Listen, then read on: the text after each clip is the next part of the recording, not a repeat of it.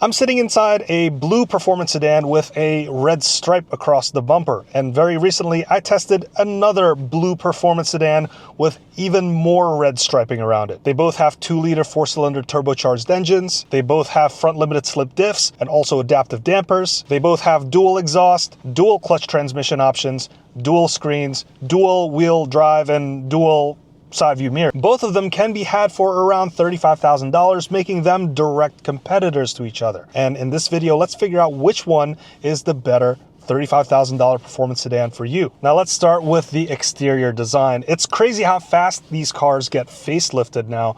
There was a mild facelift for the 2022 model year, and now for the 2025 model year, the Jetta lineup gets another mild facelift, and I think this time they've perfected it. The front end gets a cleaner and simpler design, with the GLI trim getting a light bar and a red accent stripe.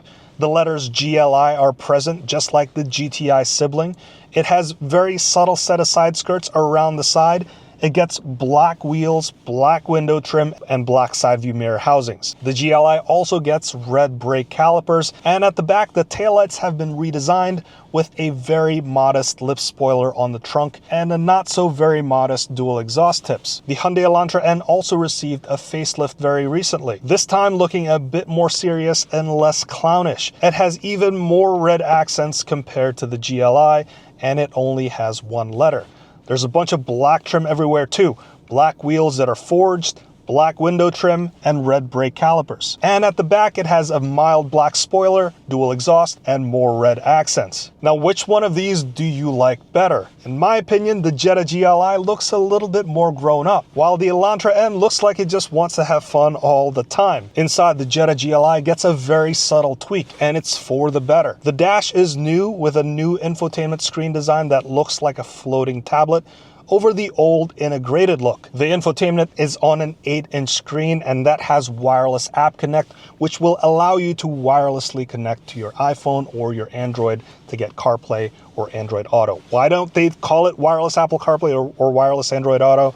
Not really sure. Looking ahead, there's a 10.25-inch digital driver display, and you can toggle through all the different views. The steering wheel does have some touch-sensitive buttons, so it doesn't look like Volkswagen has completely let go of this haptic feedback stuff. The one good thing about this Jetta GLI is that it comes with a heated steering wheel and the buttons right on the steering wheel. And if you look at the front seats, they look like the normal Jettas, though this one has a leather seating surface, and they're both heated and ventilated. Now, if you look inside the Elantra N, it also has dual screens with physical controls and buttons everywhere. The steering wheel has a few extra buttons for the drive modes and the NGS button, which I'll talk more about later. The seats are really good performance seats with thick bolsters and good lateral support. They really lock you in when you're going on back roads. And the seats are also heated, which is nice, but it doesn't have ventilated seats or a heated steering wheel. So a couple of points for the Jetta GLI there, but in the end, I think the Elantra N has a nicer looking interior that's a bit more functional with a nicer looking infotainment system. But as for the overall design and look, which one of these do you like better, the GLI or the Elantra N? Let me know in the comments. Now, getting into the meat of this comparison is the driving experience. The Jetta GLI is powered by a 2-liter 4-cylinder turbocharged engine, making 228 horsepower and 258 pound-feet of torque. And that can either be mated to a 7-speed dual clutch gearbox, which is what I have right now, or a 6-speed manual transmission. Both of them are the same price. 0 to 60 can be done in 6 seconds, and to achieve those times, you have to get the 7-speed dual clutch gearbox. As for the Elantra N, it's also powered by a 2-liter 4-cylinder turbocharged engine, but it's making 276 horsepower and 289 pound-feet of torque. That's a lot more power out of the same size displacement. Why don't Volkswagen also crank it up? Not really sure. And the Elantra N can also be had with a dual clutch transmission, this time an 8-speed, or a 6-speed manual transmission.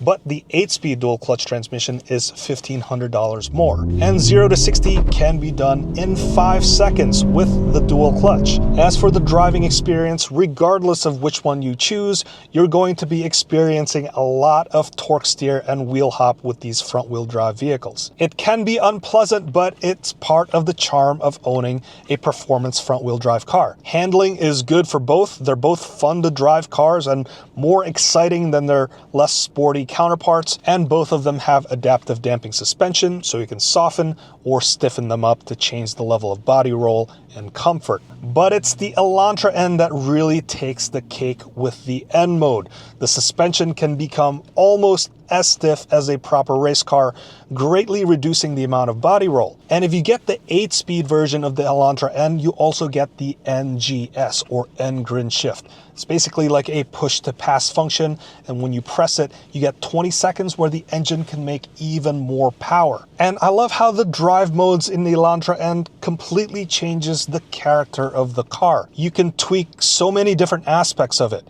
and the exhaust is one of the best stock exhausts you'll experience in a sub $40,000 car. The Jetta GLI, well, that one sounds like this.